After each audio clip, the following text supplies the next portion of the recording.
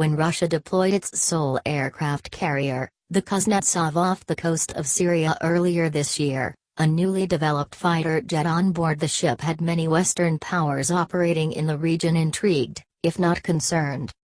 The jet in question was the MiG-29K, a brand new navalised variant of one of the most successful Russian fighters ever built, the MiG-29, a jet that's been in service with the Indian Air Force since the mid-80s. But the MiG-29K is a very different beast. Equipped with a host of new weapons and sensors, the jet is considered among the most capable of its generation, a fighter that could potentially threaten several contemporary Western fighters, including newer variants of the F-15 or F-16. As it turns out, Russia was not the first navy to deploy the MiG-29K. That honor had come to the Indian Navy a few years ago. Along with the aircraft carrier Vikramaditya, the Indian Navy had received the MiG-29K as part of a package deal. Which is why, the U.S. would hardly give up any opportunity to exercise with the MiG-29K. However, there was one mission that certainly kept the U.S. Navy's fighter pilots interested.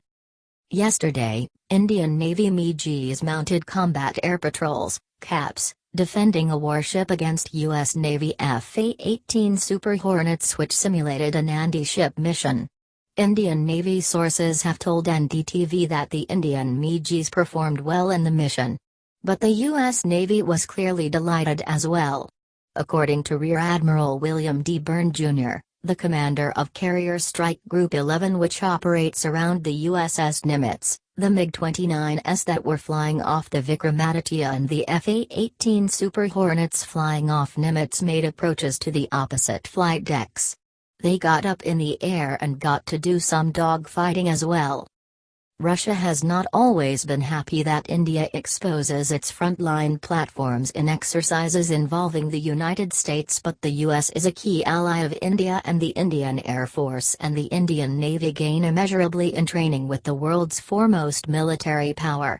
Typically though, all modern air forces do not reveal highly classified radar frequencies and operate using training frequencies to ensure that even among friends, there are some military secrets that always remain.